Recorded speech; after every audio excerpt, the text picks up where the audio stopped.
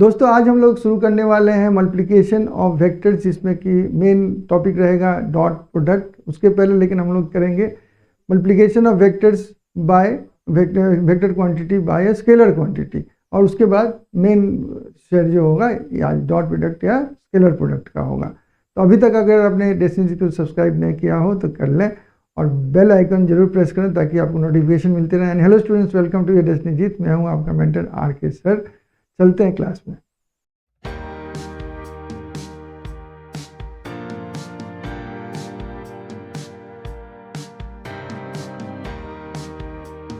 अब position vector and displacement vector समझने के बाद हम लोग देखेंगे कि multiplication of vector by scalar कैसे करते हैं, स्केलर क्वांटिटी कैसे करते हैं।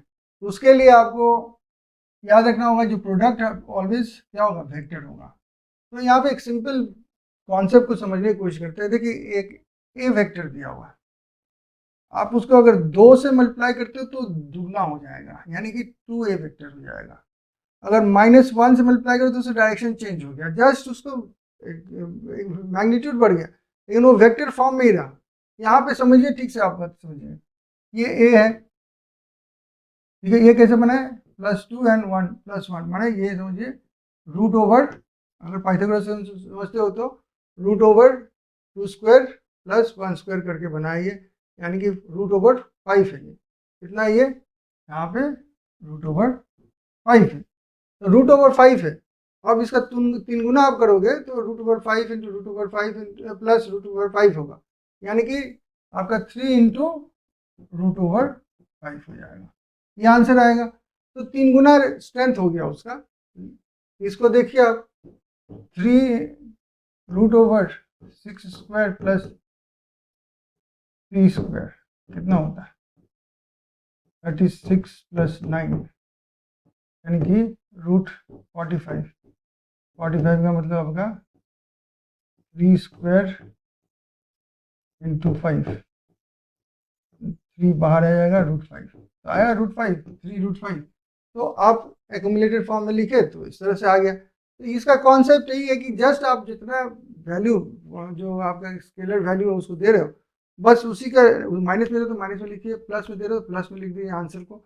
और लेकिन वो आंसर जो होगा वो वेक्टर बताएगा डायरेक्शन। माइनस में लिखोगे तो डायरेक्शन चेंज हो गया। जैसे देखिए -1 से मल्टीप्लाई, ये एक्चुअली ये माइनस ए कैसे, ए था माइनस ए कैसे बना, वो -1 हुआ इंटू वेक्टर ए हुआ, वो जाके बना आपका -A वेक्टर। तो यहाँ पे देखिए डायरेक्शन चेंज हो गया है, -A हो गया ना वेक्टर, ये +A वेक्टर था, ये +A वेक्टर था। अब लेकिन +2 से अपने क्या होता है तो डबल साइज हो गया उसका।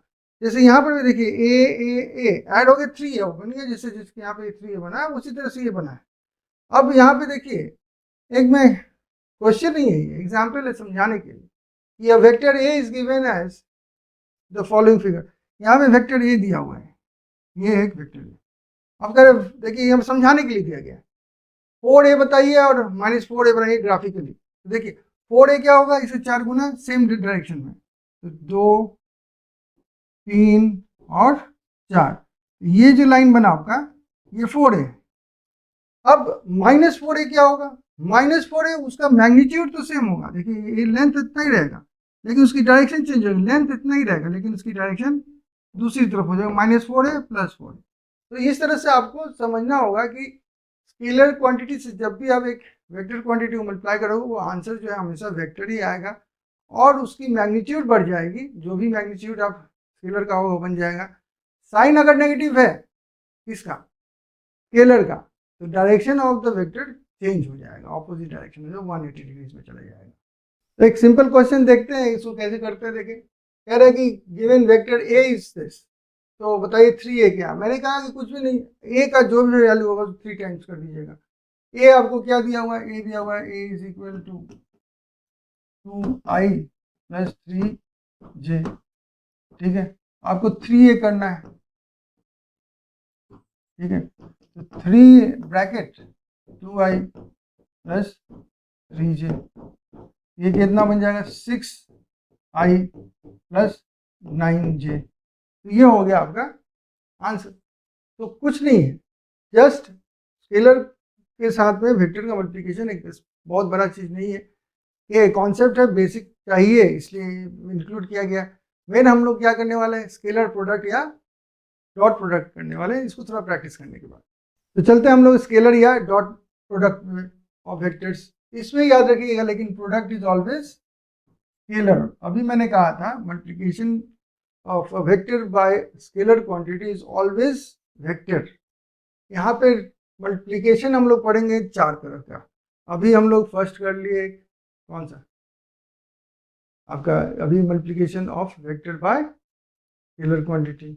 दूसरा हम लोग कर रहे हैं वेक्टर इनटू वेक्टर, लेकिन डॉट प्रोडक्ट। तो वो आंसर क्या आ रहा है आपका, प्रोडक्ट जो आ रहा है वो जो है स्केलर आ रहा है। हम लोग और एक देखेंगे वेक्टर इनटू वेक्टर ही देखेंगे, उसका आंसर जो आएगा वेक्टर आएगा, लेकिन इस क्लास में देखेंगे, वो हम नेक्स्ट क्लास में देखेंगे। हम लोग 2 मल्टीप्लिकेशन नेक्स्ट क्लास में देखेंगे। अभी चलते हैं हम लोग देखते हैं स्केलर प्रोडक्ट क्या होता है। डेफिनेशन क्या लिखा है डॉट प्रोडक्ट या स्केलर प्रोडक्ट का, a scalar product is made up of the product of the magnitudes of 2 vectors and the cosine of the angle between them। तो ये एक वेक्टर मान लीजिए a वेक्टर है और वेक्टर b है ये, ठीक है। तो हमको क्या लेना है, डॉट जो प्रोडक्ट निकालना है, डॉट ऐसे डॉट प्रोडक्ट का साइन ऐसे डॉट से दिया जाता है। तो vector a into vector b के बीच में एक डॉट साइन दिया जाएगा, और नेक्स्ट जो हम लोग क्रॉस प्रोडक्ट करने वाले हैं वो हमें क्रॉस साइन देंगे, मल्टीप्लिकेशन साइन देंगे। यहाँ पे डॉट साइन जब देंगे तो हमारा आंसर क्या आएगा, स्केलर प्रोडक्ट आएगा। और हम आज उसी की बात करेंगे, दूसरे वाले पे इसलिए नहीं करेंगे ताकि कंफ्यूज ना हो जाए। हम लोग दोनों अलग अलग क्लासेस में रहेंगे तो एक एक चीज़ को हम प्रैक्टिस अच्छी तरह से कर पाएंगे। तो यहाँ पे देखते हैं ये डॉट प्रोडक्ट है। डॉट प्रोडक्ट के लिए क्या कह रहे हैं, product of the magnitude of the 2 vectors, magnitude of the first vector, magnitude of the second vector हो गया, ठीक है।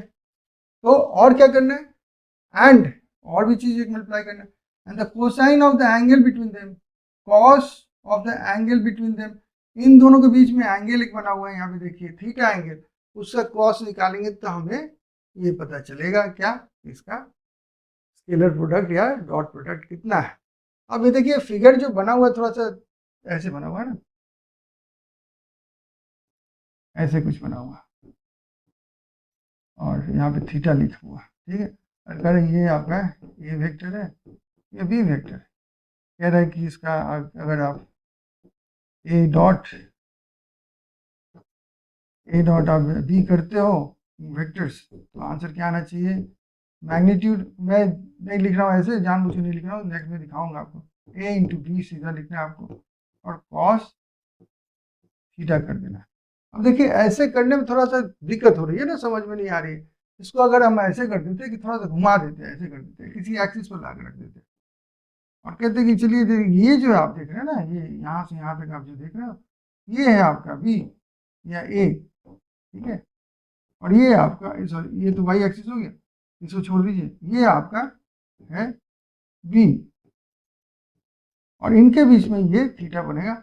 अब इसको समझने में थोड़ा सुविधा होगी कि कैसे हम इसको ए बी कॉस थीटा लिखेंगे। तो देखते हैं इस कॉन्सेप्ट को। अब इस तरह से एक्सिस के ऊपर देखिए, ये आपका एक्सिस है, ये एक्स एक्सिस हो गया, ये वाई एक्सिस हो गया। और हम इसी के ऊपर देखिए ग्रीन कलर जो है, ये मैं यहाँ पे पर्पल कर देता हूँ, ये जो है आपका इस प्रोजेक्शन का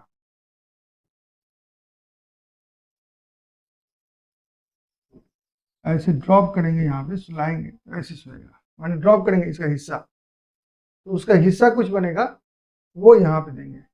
और यहाँ तक ये जो है ए है और ये बी है, ठीक है। मैं समझाने के लिए ड्रॉप किया हूँ, कैसे बता रहा हूँ उसको समझाऊंगा। अब एंगल बिटवीन, ये मान लीजिए आपका क्या है, ए वेक्टर है, ये बी वेक्टर है और इनके बीच का एंगल थीटा है। तो हमने अभी कहा, क्या कहा कि अगर ए डॉट बी वेक्टर करना है, magnitude of A into magnitude of B into cos theta, cos of the angle between them, यही था। अब देखिए इसका मतलब क्या हुआ, एक्चुअली देखिए हमको लेना है दोनों एक ही डायरेक्शन में जो होंगे, दोनों एक ही डायरेक्शन में जो कंपोनेंट्स बनेंगे या पूरी बनेंगे हिस्सा, उसी को लेंगे, बाकी छोड़ देंगे। जैसे मान लीजिए हम ले रहे हैं एक्स एक्सिस की तरफ, ठीक है, अभी मान लेते हैं हम एक्स एक्सिस की तरफ ले रहे हैं। एक्स एक्सिस की तरफ में पूरा पूरी कौन है, ए है, हमने ए को ले लिया। अब ऐसे समझिए,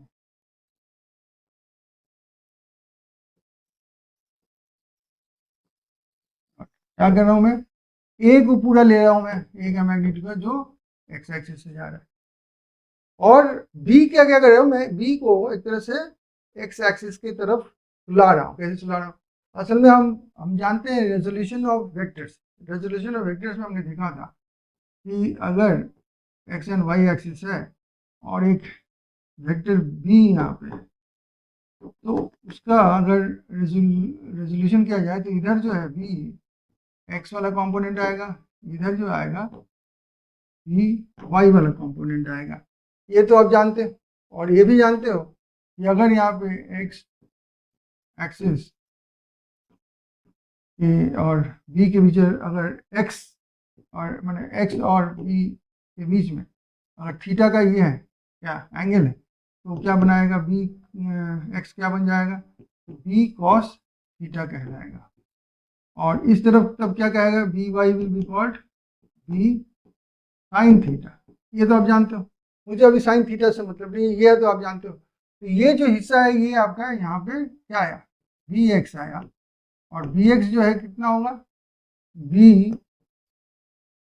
कॉस थीटा हुआ। तो एक्चुअली हम यहाँ पे क्या किए, मैग्नीट्यूड ऑफ ए लिए और मैग्नीट्यूड ऑफ बी एक्स ले लिए। क्या ले लिए, मैग्नीट्यूड ऑफ बी एक्स, और मैग्नीट्यूड ऑफ बी एक्स क्या होगा, ए का तो ए मैग्नीट्यूड रह गया, बी एक्स का हो गया B magnitude plus into cos theta हो गया, कॉस थीटा हो गया। आप इसको उसी से मैं वो नहीं लिख रहा था, ए लिख रहा था और फिर बी कॉस लिख देता हूँ ऐसे, तो समझने में इजी हो जाती है। तो ये हो गया आपका डॉट प्रोडक्ट। अब क्या हमेशा आप कहोगे कि बी को ही सुलाएंगे, ए को नहीं सुला सकते, सुलाने के लिए किसी को भी सुला सकते हैं। तो क्या है कि कैसे सुलाइएगा, तो अब ये क्या, ये भी तो मैं क्या किया हूँ, अगर पकड़ लेते हैं कि एक्स एक्सिस पर ए है, ए दोनों तो ऐसे थे, दोनों तो बने हुए थे ऐसे, मैंने कहा कि ए को आप सुला दीजिए, ए पर कर, ए को कहाँ कर दीजिए, एक्स पर कर दीजिए, बी को उसके एंगल के हिसाब से थीटा है तो उसके हिसाब से घुमा दीजिए, और फिर इसको ऐसे बना के कीजिए। ऐसा नहीं भी कर सकते थे, है कि नहीं, नहीं इच्छा होती नहीं करते, लेकिन किसी के सहारे तो कुछ करना होगा। तो ये काम करते, इसी को मैं अब दूसरे ढंग से देखता हूँ। आपके पास यही डायग्राम फिर दिया हुआ, अब आप काम कीजिए, बी जो है, जो था आपका बी ऐसे भी था ना, बी है, बी वेक्टर, ठीक है, और ए वेक्टर इधर है आपका। आप चाह रहे हो कि नहीं हम इस बार ए को सुलाएंगे, क्या ए को बी के ऊपर सुला के देखें क्या होता है, चलते हैं ए को बी के ऊपर सुलाते हैं। मैंने क्या किया था एक्चुअली, मैंने बी के हेड से एक परपेंडिकुलर ड्रॉ किया था, कहाँ पर, एक्स एक्सिस पर नहीं, मैंने ड्रॉप किया था ए वेक्टर पर। ए वेक्टर को मैंने एक्स एक्सिस ले लिया था, इसलिए एक्स एक्सिस पर 90 आया। ए वेक्टर कहीं और भी होता तभी भी 90 यहाँ से देखता, मैं ड्रॉप करता, ऐसे 90 बना देता। अब मैं उल्टा काम करता हूँ, इस बार मैं ड्रॉप करता हूँ ये 90 डिग्री कर सकता हूँ मैं, मुझे ए का हिस्सा ले जाना इधर, तो इधर आ जाएगा कुछ ए का हिस्सा। अब क्या आएगा हमको नहीं पता है, मैं बता रहा हूँ क्या आएगा, ठीक है, ये आपका थीटा, गॉट इट। अब देखिए, आप ए को यहाँ पे सुलाइएगा तो ये क्या बनेगा, ए कॉस थीटा ही बनेगा ना यहाँ पे। आप कहोगे कैसे, ये तो 90 डिग्रीज वाला एंगल आप बता रहे थे कि ऐसे लिखते हैं फिर आप ऐसे करते हो। मैंने एक क्वेश्चन आपको बताया था कार वाला, आपको याद होगा, इंक्लाइन प्लेन पर यहाँ पे एक्स एंड वाई एक्सिस नहीं थे, रेफरेंस में हमने क्या किया, diagonally X and Y axis को मान लिया जरूरत पड़ने पर। तो यहाँ पर भी डायगनली में एक्स एंड वाई एक्सिस मान लेता हूँ। मान लीजिए इसको आप एक्स एक्सिस मान लीजिए, वाई एक्सिस मान लीजिए, और इसके जस्ट ऑपोजिट इसको आप अपोजिट एक्सिस मान लीजिए। क्या मानना चाहते हैं आप, इसको एक्स मानना चाहते हो तो एक्स मान लीजिए, नहीं तो आप इसको एक्स मान लीजिए, इसको y मान लीजिए, कोई दिक्कत नहीं है आपको। अब देखिए ये y एक्सिस की तरफ आप बुला रहे हैं, थीटा जिस तरफ रहेगा उसे तो कॉस लिखोगे, इस तरफ क्या हो जाएगा, यहाँ पे जो हिस्सा गिरेगा इसका, ए का यहाँ पे भी गिरेगा हिस्सा, और यहाँ पर भी जो ये बनेगा कंपोनेंट वो बनेगा ए साइन थीटा, जो कि मुझे नहीं चाहिए, मुझे बी की तरफ चाहिए। अब देखिए मैं बी की तरफ भी बता सकता हूँ कि कौन से टोटल पार्ट्स बी के डायरेक्शन में जा रहे हैं, यानी कि वाई के डायरेक्शन में जा रहे हैं यहाँ पे। तो क्या हो जाएगा यहाँ पे, अब उल्टा लिख देते हैं। आप कहोगे कि ऐसे लिख दिए सर, बी इंटू ए, अब इसमें आप लिखोगे बी ए कॉस थीटा, इससे कोई फर्क नहीं पड़ता, आप इंटरचेंज कर सकते हो इसको, तो फिर कर दो आप इसको ऐसे, और प्रोडक्ट में कर सकते हैं कॉम्पिटेटिव, ठीक है ना, तो ऐसे आप घुमा सकते हो, तो इसको भी आप घुमा सकते हो, सजा लो।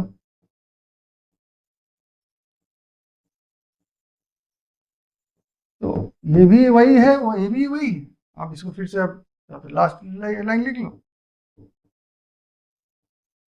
तो आप किस तरफ करना चाहते हो वो आपकी मर्जी है, आंसर सेम आएंगे क्या, दोनों वेक्टर की मैग्नीट्यूड का मल्टीप्लिकेशन मैंने मल्टीप्लाई करना होगा and into the cos of the angle between them, ये हमेशा ये राइट होगा।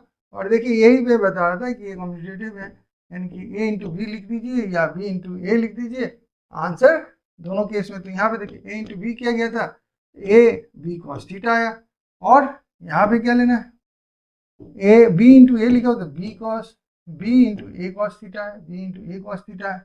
यहाँ पे याद है कि हमको क्या लेना है, पैरेलल कंपोनेंट से सब ले लेने हैं एक तरफ में, जैसे इसी को मैं लिया हूँ ना, ए का लिया हूँ, या बी का एक्स कंपोनेंट जो ए के पैरेलल लिया गया है, यहाँ पे क्या किया गया है, मैंने बी को लिया है, और ए का जो, तो यहाँ पे ए वाई नहीं बोल रहा हूँ, ए का जो कंपोनेंट पैरेलल टू, कह सकते हैं वाई, कहने के लिए कह सकते हैं, मैंने तो कहा कि ये तो एज्यूम करके करना है कि ए वाई एक्स वाई ये हमेशा जो रेलिवेंट होंगे कि एकदम परफेक्ट वैसे आप हॉरिजॉन्टली करिए या वर्टिकली करिए, ऐसा नहीं है।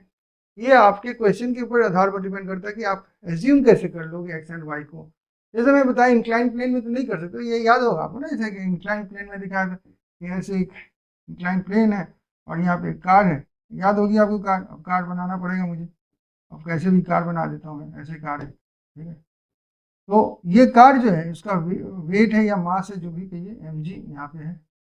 अब इसको फोर्स कहाँ लगेगा, इस तरफ लगेगा ना, टाने का नीचे से, अगर नहीं चला रहे हो तो स्लिप करेगा, कौन फोर्स लगाएगा, तो वो फोर्स कौन सा होगा, तो उसके लिए मैं यहाँ पे एक्स एक्सिस लूंगा और ये वाई एक्सिस लूंगा, और यहाँ पे एक्स एक्सिस मानूंगा ऐसे, और उसके बाद उसके हिसाब से एंगल देखूंगा, इस थीटा का एंगल देखूंगा, उसके सारे यहाँ पे एंगल देखूंगा, और फिर आगे बढ़ाऊंगा। इसको नहीं कर रहा हूँ क्योंकि ये मैं प्रीवियस लेक्चर्स, आप मैं लेक्चर्स बहुत सारे हो गए, आप रिवाइज करते रहिए तभी तो आप अच्छी तरह से वेक्टर समझ पाओगे। तो प्रीवियस लेक्चर जरूर देखें ताकि ये कॉन्सेप्ट आपके क्लियर हो।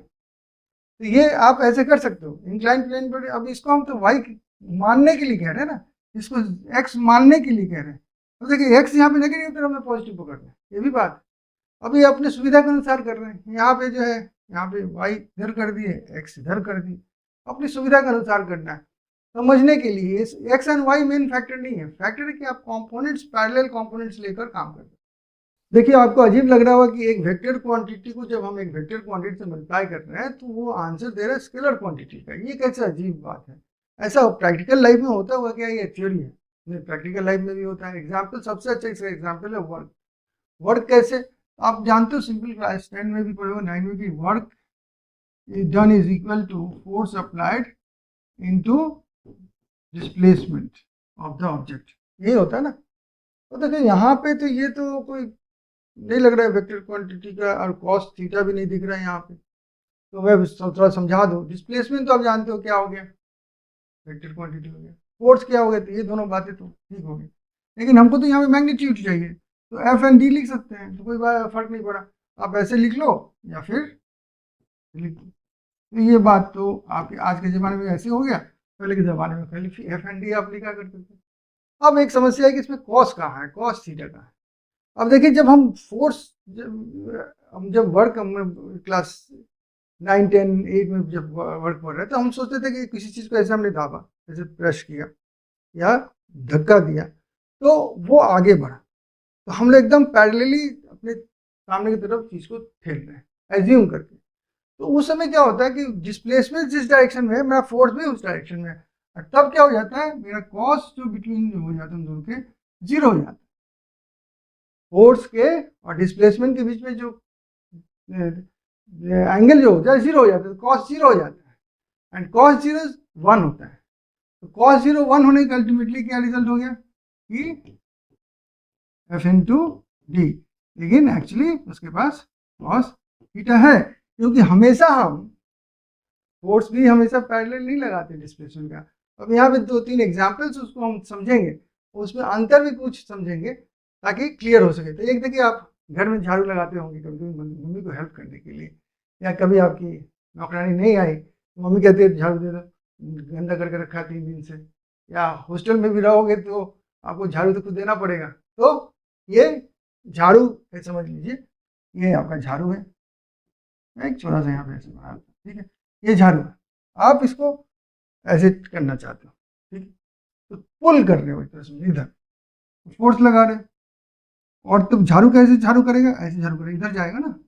अब इसको समझते हैं कि क्या हो रहा है, फोर्स तो मैं यहाँ पे दे रहा हूँ, ठीक है, ऐसे, और डिस्प्लेसमेंट किधर हो रहा है, इधर हो रहा है, ठीक है।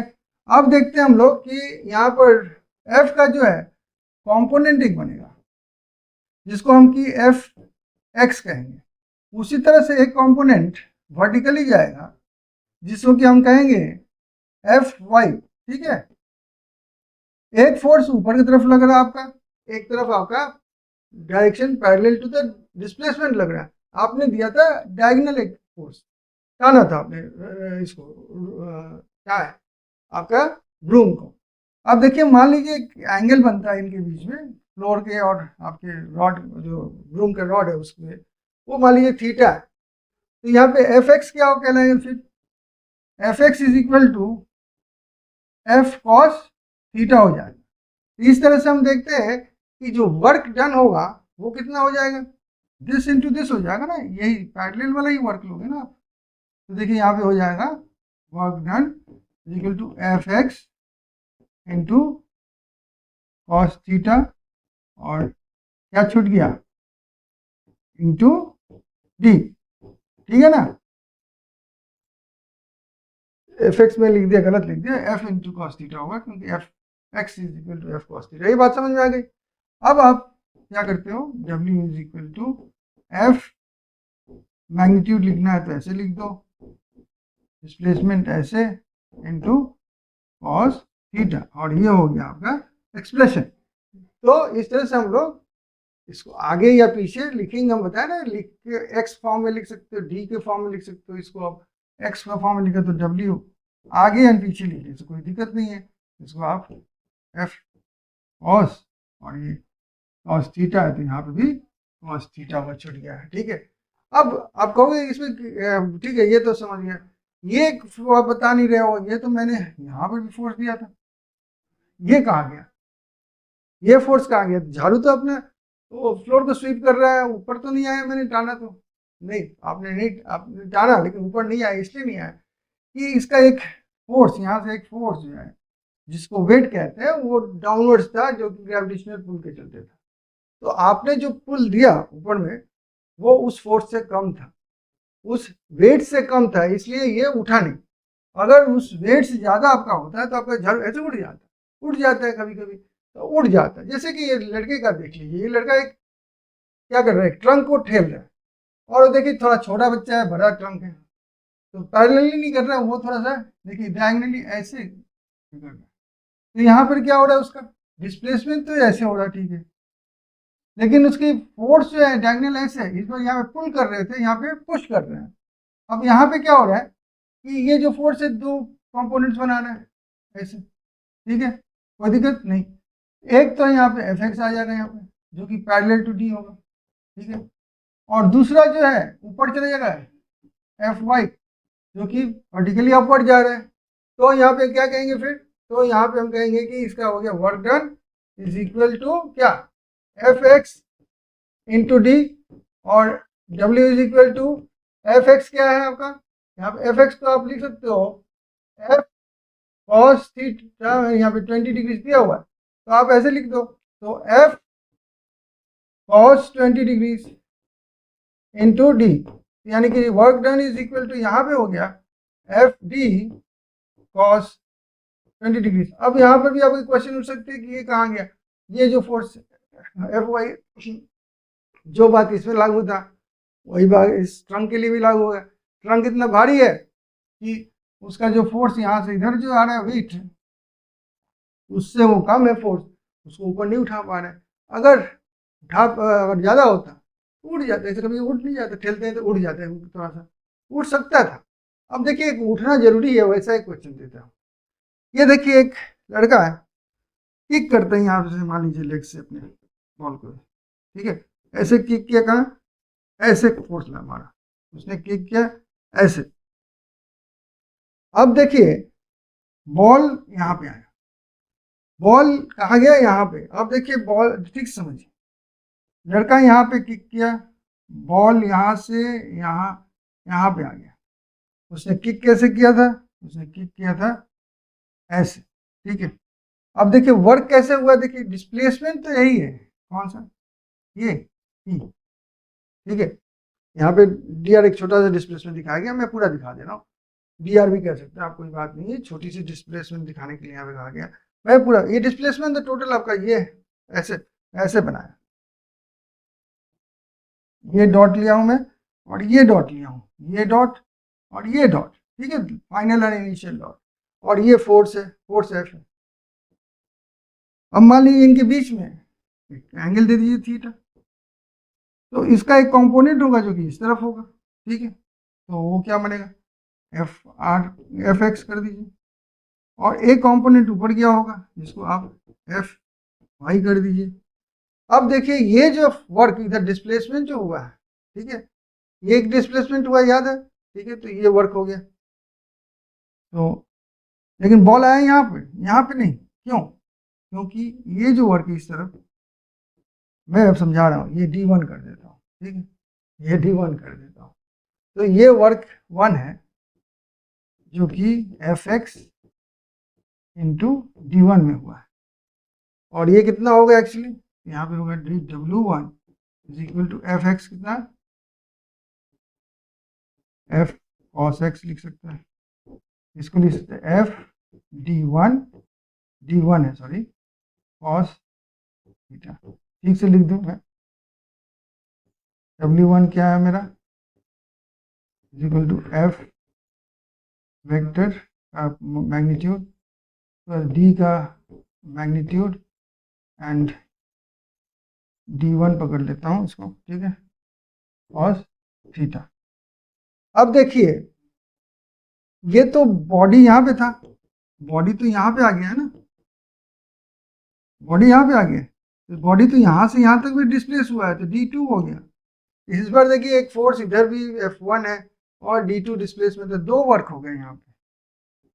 उसको कंपोनेंट्स को जोड़ेंगे दूसरी बात है, लेकिन अभी नहीं जोड़ेंगे, समझा रहे हैं। W2 जो वर्क हुआ वो क्या किया, उसको ऊपर की तरफ ले गया, उतना ऊपर, तो वो कैसे हुआ, तो इस कंपोनेंट को लेंगे F का, एफ वाई कितना होगा इस बार, लेकिन हम लिखेंगे एफ वाई को लिखेंगे क्या, एफ साइन थीटा। अब देखिए आप अभी तक तो मैं कह रहा था वर्क तो साइन नहीं होता, कॉस होता। एक्चुअली आप यहाँ पे ऐसे ना लेके आप ऐसे कर लेते तो ज़्यादा अच्छा होता। ये कुछ नहीं है, एफ कॉस 90 माइनस थीटा है, ये एफ कॉस 90 माइनस थीटा, ये जो है एंगल कितना है 90 माइनस थीटा। हम 90 माइनस थीटा ही कॉस किए हैं और कुछ नहीं, एफ कॉस थीटा ही किए हैं अभी भी, लेकिन चूंकि वहां पे रेफरेंस है थीटा इसलिए मैंने साइन लिख दिया, तो इससे कॉस साइन वहां पे गड़बड़ नहीं हुआ है। तो वर्क जो 2 है मेरा, W2 जो है वो क्या बन जाता है यहाँ पे, एफ वाई, ठीक है, इंटू D2। एफ वाई क्या है आप ऐसे लिख लो समझने के लिए, F cos 90 minus theta and D2 is equal to F magnitude D2 का magnitude and cos 90 minus theta, cos में रह गया, अब चाहो तो उसको सिंप्लीफाई करना है, क्वेश्चन तो करना नहीं था। अब देखिए इसमें क्या हुआ, एक्चुअली कहानी क्या बनी। कहानी ये बना कि इधर वर्क नहीं हुआ था इसलिए मैंने नहीं दिखाया 2 में, यहाँ पे डिस्प्लेसमेंट था ही नहीं ऊपर की तरफ में, तो वर्क तो हुआ ही नहीं था 2 में। एक का पुल था, एक का पुश था, दोनों हॉरिजॉन्टल में था। यहाँ पे किक जब मारा किसी ने तो हॉरिजॉन्टली भी गया, वर्टिकली भी अपवर्ड गया। ये जो डिस्टेंस कवर हुआ है ये हॉरिजॉन्टल डिस्टेंस कवर हुआ है, ये जो डिस्टेंस कवर हुआ है ये वर्टिकल डिस्टेंस, यहाँ पे दोनों तरफ हुआ है। ऐसा क्यों हुआ है? इस बार क्या हुआ है, जो फोर्स मारा गया है यहाँ पे, जो फोर्स लगा है, जो कॉम्पोनेंट Fy है, is much more than the force जो कि नीचे की तरफ बॉल को भेज रहा था, यानी कि वेट से ज्यादा था, इसलिए बॉल को हम किक करते थे ऊपर उठ जाता है। तो ये बहुत अच्छा एग्जाम्पल है जो कि आपको क्लियर कर सकता है कि वर्क केवल हॉरिजॉन्टल फ्लोर के ऊपर नहीं होता है, ये उड़ सकता है बॉडी, और वो भी एक वर्क है। ठीक है, 2 वर्क हुए हैं, एक हॉरिजॉन्टल डायरेक्शन में और एक वर्टिकल अपवर्ड डायरेक्शन में। 2 वर्क अलग अलग किए हैं, उसको कैसे कंबाइन करेंगे वो बड़ी बात नहीं है, वर्क है ना, तो स्केलर क्वांटिटी है पहला नंबर, कोई झमेला नहीं है। अब स्केलर प्रोडक्ट के कॉन्सेप्ट को समझने के बाद हम लोग शुरू करते हैं थोड़ा सा क्वेश्चन समझना और करना। तो पहला क्वेश्चन है कि prove that this is equal to this. तो लेफ्ट हैंड साइड को प्रूव करना है राइट हैंड साइड के बराबर। तो लेफ्ट हैंड साइड पहले हम लिखना शुरू कर देते हैं, LHS is equal to A vector plus 2B vector into dot product दिया हुआ, ठीक है, ये डॉट प्रोडक्ट है, 2A vector minus 3B vector, ठीक है। अब करते हैं, तो सिंपल मल्टीप्लिकेशन डॉट वेक्टर में करते हैं कैसे, तो यहाँ पे A वेक्टर दिया हुआ है इंटू 2A वेक्टर, उसके बाद minus sign A vector into 3B vector, इसके बाद plus 2B vector into 2A vector, उसके बाद minus 2B vector into 3B vector. तो करें अब, वेक्टर्स के बीच में क्या होता है, कॉस थीटा होता है, याद रख लीजिए, थीटा होता है, मेरे को एंगल होता है, ठीक है, ये याद रखना। और 2 वेक्टर्स के बीच में हमको जब उसका प्रोडक्ट खोजेंगे तो कैसे खोजेंगे, 2 वेक्टर्स के अगर डॉट प्रोडक्ट खोज रहे हैं तो वेक्टर के मैग्नीट्यूड दोनों लेंगे और उनके बीच के एंगल का कॉस लेंगे, ये दिमाग में रख के हम लोग आगे बढ़ेंगे। यहाँ पे क्या होगा, ये 2 बाहर लिखेंगे, मैग्नीट्यूड हो गया ना, ये स्केलर क्वांटिटी हो गया, और A vector into A vector, इनके बीच का एंगल कितना होगा, वो होगा कॉस, मैग्नीट्यूड कर देता हूँ, ठीक है, कॉस 0, ठीक है। अच्छा, माइनस 3 इधर लिख देता हूँ scalar quantity, A vector into B vector, और कॉस थीटा यहाँ पे चूंकि लिया हुआ है तो मैं क्या करता हूँ, इन दोनों के बीच का जो है एंगल कर देता हूँ कॉस थीटा, ठीक है, ये हो गया। अच्छा, नेक्स्ट देखते हैं, नेक्स्ट क्या है, प्लस 4, अब बी ए लिखे चाहे ए बी, हम बोले तो ये कॉम्यूटेटिव होता है, यानी कि आप आगे पीछे कर सकते हो, यहाँ पे लिख लो A vector magnitude B vector magnitude cos, फिर यहाँ के बीच में थीटा रख लो, और minus 6B vector magnitude B vector magnitude, और उनके बीच में जो एंगल होगा वो कॉस 0 होगा।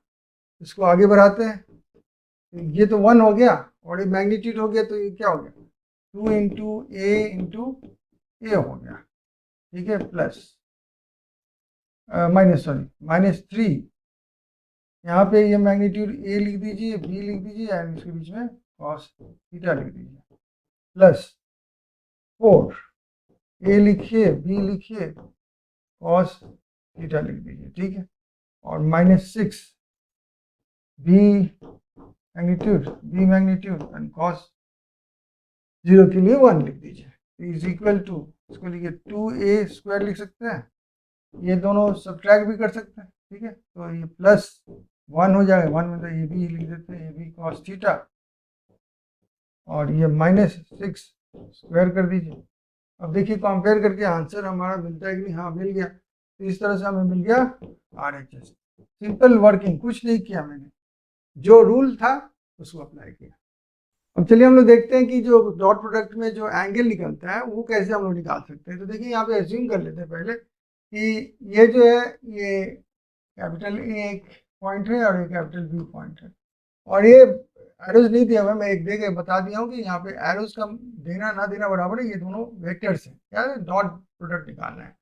तो आप देखिए पहले मैं ए बता रहा हूँ, ए का कोऑर्डिनेट क्या क्या है। ए का कोऑर्डिनेट 3 एंड -2, और बी का कितना है, तो बी का है 1 7।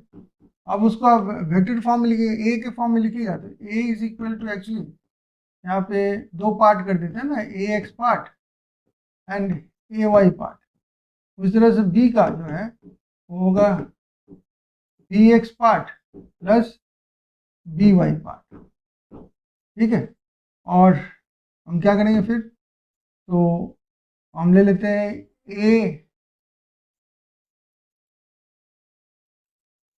इंटू बी, जो करते हैं आप ए इंटू बी, तो ए एक्स का पार्ट और बी का एक्स का पार्ट ये दोनों मल्टीप्लाई होंगे एक दूसरे से, और ए वाई का पार्ट एंड बी वाई के पार्ट मल्टीप्लाई होंगे एक दूसरे से।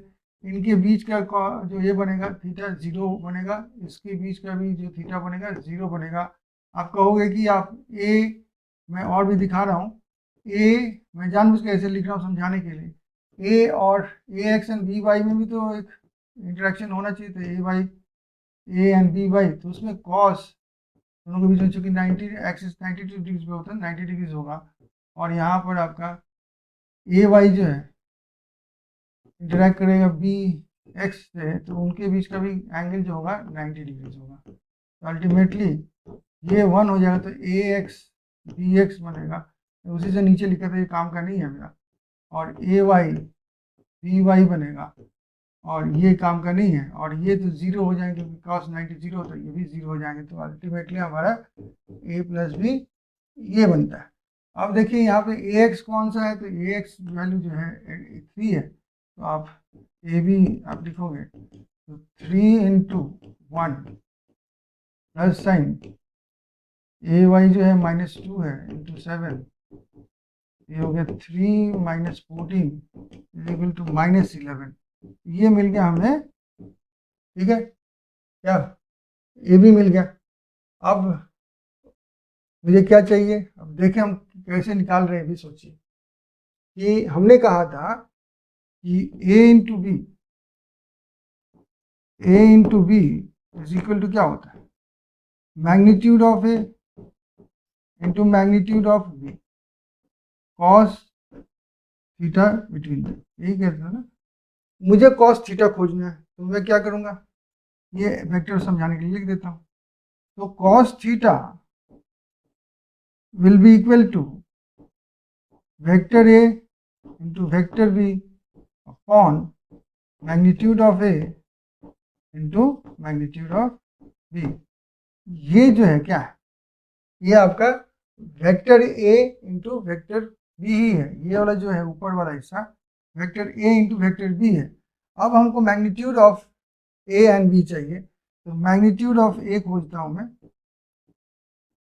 मैग्नीट्यूड ऑफ ए होता है उसकी जो A and Y, A X and Y A Y है, उसका स्क्वायर करके हम लोग ऐड करके रूट ओवर करते हैं, तो 3 स्क्वायर प्लस -2, कोई फर्क नहीं पड़ता है, 2 स्क्वायर दीजिएगा।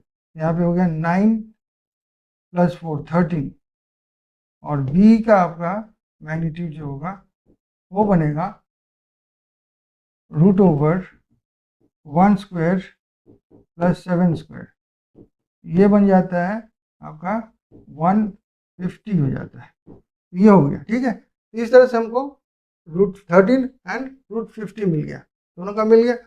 अब हम cos थीटा को खोज सकते हैं उससे। cos थीटा क्या बनेगा मेरा, cos theta is equal to vector into vector वाला जो आंसर है -11, ठीक है, -11 अपॉन आपका ये क्या करना है, मैग्नीट्यूड इंटू मैग्नीट्यूड कर देना है, ठीक है, -11, और दोनों का मैग्नीट्यूड लिखिए, पहले वाले का √13 और दूसरे का √50 है। इसको आप कीजिए, ठीक है। तो उसको कर तो करेंगे नहीं, वर्क तो करना नहीं, मुझे समझाना है। तो ये आ गया आंसर आपका, ठीक है। अब इसको मुझे तो कॉस थीटा नहीं खोजना था, मुझे थीटा खोजना था। मैं थीटा खोज दूंगा। थीटा इज इक्वल टू कैसे, कॉस इनवर्स ऑफ जो ये यहाँ पे है क्या है, -11 √13 इंटू √50, ठीक है। ये खोज देंगे आप, क्या आंसर है उससे कोई फर्क नहीं पड़ता है। मैं ये समझाने की कोशिश कर थीटा कैसे खोजेंगे, यानी कॉस थीटा खोज लेंगे। कॉस थीटा खोजने के बाद देखेंगे अगर स्टैंडर्ड कोई वैल्यू दिया हुआ है, स्टैंडर्ड मैंने ये आने के बाद में इजी आ गया कुछ, तो आप जानते हो कि कॉस थीटा लिखा हुआ है, यहाँ पे आ गया आपका हाफ, तो आप डायरेक्टली लिख सकते हो कि कितना है वो 60 डिग्री। लेकिन ऐसे क्वेश्चंस आ जाए तो आप यहीं तक करके छोड़ दीजिएगा, आपको 116 खोजने की ज़रूरत नहीं है। ये वैसे कुछ ऐसे 15 डिग्रीज, और ये थोड़ा सा आप ट्रिग्नोमेट्री जो पढ़ते हैं लोग, यानी कि कहने मतलब कि जो मैथ्स करेंगे उनके लिए लगता है, आपके लिए नहीं लगेगा, आप इन्वर्स में ही छोड़ दीजिएगा। चलिए कुछ इजी क्वेश्चंस दिए हैं उसको सॉल्व किया जाए। क्या क्वेश्चन से देखें, तो कह रहा है कि if theta is the angle in degrees between the two vectors, calculate the dot product of the vectors. यहाँ पे वेक्टर पी एंड क्यू है, तो पहले vector P into vector Q dot product करना है, तो magnitude of P into magnitude of Q cos जो theta है वो लिखना है। मैग्नीट्यूड ऑफ पी दिया 1 और क्यू का दिया हुआ है 1 एंड कॉस 180 दिया हुआ है, तो ये हो जाएगा 1 इंटू 1 इंटू -1, कॉस 180 -1 होता है, तो आंसर हो गया -1। उसके बाद कह रहा है कि एम एंड एन का खोजिए, तो N dot N is equal to M magnitude cos theta is equal to M कितना दिया हुआ है 2 दिया हुआ है, एन कितना दिया हुआ 5 दिया हुआ है, कॉस 90, ये कितना होगा 2 इंटू 5 इंटू कॉस 90 0 होता है, तो आंसर हो गया 0। उसके बाद दिया हुआ u and v, u v is equal to magnitude of u into magnitude of v into cos theta is equal to u कितना है 8 इंटू कॉस 145, ठीक है। अब ये तो आपका कर लोगे, खाली आपको दिक्कत हो रहा है यहाँ पे, इसको हम कर सकते हैं कि देखिए आप इसको एक्चुअली पूरा नहीं कर सकते हैं, 90 प्लस आपका 55 हो जाएगा, या फिर उधर से तो कॉस तो हम इन्वर्स में करके छोड़ना पड़ेगा हमको, तो 4 इंटू 8 मैं वो ये कर देता हूँ, आपको समझ में आया। देखिए 180 -1, ये वर्किंग करना जरूरी है ना, उसमें जरूरी नहीं कि आंसर क्या आता है, वर्किंग कैसे करते हैं, अप्रोच कैसे होगा, ये इधर गया तो इधर हो गया, ये 735, ठीक है 35 डिग्री, तो हम इसको ऐसे लिख सकते हैं cos 180 -35, तो ये बनता है आपका is equal to 32 into cos 180 जो है ना, तो ये वो सेकेंड क्वाड्रेंट में हो जाता है, इसका माइनस साइन आएगा, माइनस कॉस 35, तो हमको एक्चुअली छोड़ना पड़ेगा -32 कॉस 35 करके ही छोड़ देना होगा, क्योंकि इसके आगे हम वैल्यू नहीं जानते, आंसर नहीं लिख पाएंगे, यही हमारा आंसर होगा। ये जो सेक्शन में करने जा रहा हूँ ये बार बार प्रैक्टिस में हम लोग किए हैं, लेकिन डॉट प्रोडक्ट में और हम लोग जो क्रॉस प्रोडक्ट नेक्स्ट क्लास में करेंगे उसमें इस कॉन्सेप्ट को बहुत क्रिस्टल क्लियर कर लेना बहुत ज़रूरी है कि जो ये आपका ऑर्थोगोनल जो यूनिट वेक्टर्स है, ऑर्थोगोनल वेक्टर्स किसको कहते हैं, जो एक दूसरे से 90 डिग्रीज पर बनाते हैं। तो एक्स एक्सिस वाई एक्सिस आप जानते हैं 90 डिग्रीज पर है, जेड एक्सिस भी X axis and Y axis के तुलना में 90 डिग्रीज पर है, तो उनके डायरेक्शनल जो वेक्टर्स हैं जैसे आई जे के, वो भी तो एक दूसरे के 90 डिग्रीज पर होंगे, ये यूनिट वेक्टर्स कहलाते हैं, डायरेक्शनल वेक्टर्स हैं। तो ये सारे के सारे एक दूसरे के 90 डिग्रीज पर हैं, तो इनको हम कहते हैं ऑर्थोगोनल यूनिट वेक्टर्स। इनका डॉट प्रोडक्ट क्या होगा ये हम देखने की कोशिश कर रहे हैं, ताकि इस तरह से हम लोग डायरेक्टली उनका इस्तेमाल कर सकते हैं। देखिए हम देखते हैं, पहले मान लीजिए हम ले लेते हैं, इधर दो वैल्यू दिए हुए हैं, एक दिए हुए 1 आई और डॉट करना हमको 1 आई, ऐसे समझिए 1 है ना, उसका वेक्टर तो 1 होता है, तो हम जानबूझ के वैल्यू दे दिए। अब इसको डॉट प्रोडक्ट करेंगे तो क्या करना होता है, तो मैग्नीट्यूड ऑफ 1 आई करेंगे, ठीक है, और मैग्नीट्यूड ऑफ 1 आई करेंगे, और फिर कॉस थीटा बिटवीन देम करेंगे, यही करेंगे ना। तो मैग्नीट्यूड ऑफ 1 आई क्या होगा, 1 आई नहीं होता है, याद रखिएगा, मैं लिख रहा हूँ, क्यों लिख रहा हूँ, समझाने के लिए। 1 आई का मतलब आई तो 1 है, आई का मैग्नीट्यूड ही 1 है, तो 1 आई लिखने का मतलब नहीं बनता, लेकिन मैं आपको क्लियर करने के लिए बता रहा हूँ। इसका तो 1 आंसर होगा यहाँ पे, और इसका 1 होगा आंसर। ये कितना होगा, ये दोनों एक दूसरे आई है दोनों, तो दोनों तो पैरेलल टू ईच अदर, तो कॉस वहाँ पे हो गया 0 डिग्री, तो 1 into 1 into 1 is equal to 1 हो गया। उसी तरह से आप अगर जे कैप लोगे और जे कैप लोगे तो करोगे तो वैसे 1 यहाँ पर भी आएगा, 1 यहाँ पर भी आएगा, कॉस 0 आएगा, यानी कि 1 इंटू 1 इंटू 1 इक्वल टू 1 आएगा। अगर आप के कैप लेते हो इंटू के कैप, वैसे ही है, फिर भी 1 देगा। तो देखिए आई इंटू आई कैप हमेशा आई 1 देगा, जे कैप इंटू जे कैप क्या देगा, 1 देगा, के कैप इंटू के कैप क्या देगा, 1 देगा। अब देखिए कि अब अगर उनके अलावा ये आई कैप लिया हूँ, 1 आई कैप, फिर 1 लिख रहा हूँ, और मैं 1 जे कैप ले लेता हूँ, तब क्या होगा, तब देखिए मैग्नीट्यूड आप लिखिएगा 1, ठीक है, मैग्नीट्यूड आप लिखिएगा 1, ठीक है, इनके बीच का कॉस थीटा लिखिएगा। अब आपको जानना है कि ये आई है, ये जे है, इनके बीच का एंगल कितना है, 90 डिग्री से।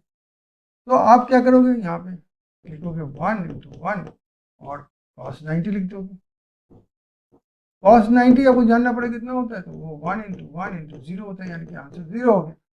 ये एप्लीकेबल फॉर एनी ले सकते हैं आप, जैसे कि आप ले लेते हो, आप मान लीजिए आई जे नहीं लेके आई आप के ले लेते हो, तो भी वो 0 आएगा।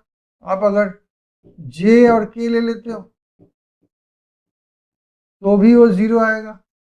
कुछ भी ले लेते हो, मैंने कह रहा मतलब अपने जो सिमिलर लोगे तो वो 1 देगा आंसर, और तो अलग अलग लोगे यूनिट वेक्टर्स ऑर्थोगोनल होंगे तो वो 0 देंगे। तो आई इंटू जे आपको 0 देगा, जे इंटू के आपको 0 देगा, के इंटू जे आपका 0 देगा, जे इंटू आई भी आपका 0 देगा, के इंटू आई आपका 0 देगा, आई इंटू के भी आपका 0 देगा। तो इस तरह से ये ऑर्थोगोनल वेक्टर्स को, इसके लिए मैंने कहा ये स्केलर प्रोडक्ट्स के लिए है, इसके लिए है डॉट प्रोडक्ट, ये याद रखिए, ये हम थोड़ा दूसरे स्केलर प्रोडक्ट रूल है, ये स्केलर या डॉट प्रोडक्ट के लिए कहा गया रूल, जो नेक्स्ट डे पढ़ेंगे एकदम उल्टा बात कहेंगे, ठीक है। तो ये बात याद रखिएगा कि केवल इंटरेक्शन जो होती है अपने ही यूनिट वेक्टर के हिसाब से होती है। आई का इंटरेक्शन आई के साथ, उसे देखिए कंपोनेंट ऑफ ए लिया था मैंने, तो एक्स कंपोनेंट लिया था, और वाई दोनों का, बी का भी एक्स लिया था, ए का भी एक्स लिया था, बी का वाई लिया था, बी का ए का वाई लिया था, यानी कि ए का आई लिया था और बी का भी आई लिया था। ए का जे जब लिया था तो बी का भी जे लिया था, जब ए का आई एंड बी का जे लिया तो 0 हो गया था। उसी तरह मैंने अगर बी का आई लिया और ए का जे लिया तो फिर 0 हो गया। तो इस तरह सिमिलर होना चाहिए, सेम आई लोगे तो 1 होगा, दूसरा लोगे तो 0 होगा। इससे एक जनरल रूल बनता है, कोई भी आप मल्टीप्लिकेशन करना चाहते हो A dot B, A vector dot product करना चाहते हो, और अगर दिया हुआ है कि A is equal to this, तो आप लिखते हो तो इज इक्वल टू, ए क्या लिखा हुआ है, ए X I cap plus A Y J cap plus A Z के कैप ब्रैकेट। उसके बाद आप लिखते हो इंटू बी, बी क्या लिखते हो आप, B X I cap plus B Y J cap plus B Z के कैप। इससे एक सिंपल भाषा क्या आ गया कि हम आई एंड आई इंटरेक्ट करेंगे, मल्टीप्लाई करेंगे तो 1 आएगा, और बाकी के साथ में 0 आएगा। तो मैं अगर लिख देता हूँ, सब लिखता हूँ, चलिए सब लिख देता हूँ एक बार तो लिख दें जिंदगी में, ताकि बार बार ना समझना पड़े। तो चलिए मैं एक एक करता हूँ जानबूझकर। तो इसको मैं तीनों से मल्टीप्लाई करता हूँ, तो A X I cap into B X I cap एक बना, चलिए, plus A X I cap into B Y J cap plus A X I cap plus B, sir plus नहीं,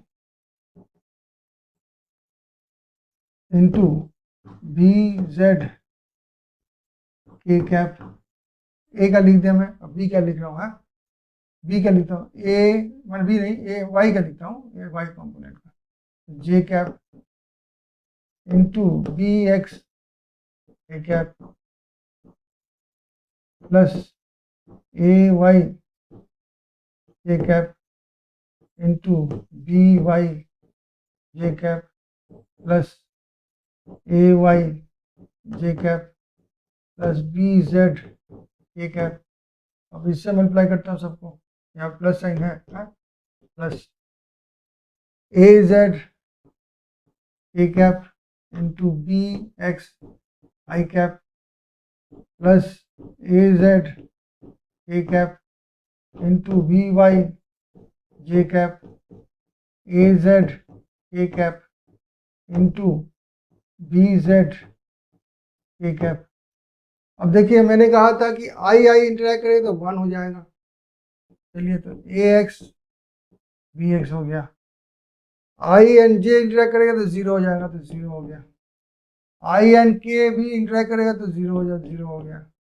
उसके बाद नीचे चलते हैं, plus I and J and I interact करेगा तो 0 हो जाएगा, जे एंड जे इंटरेक्ट करेगा तो 1 हो जाएगा, तो ए वाई बी वाई हो गया, जे एंड के इंटरेक्ट करेगा तो 0 हो जाएगा।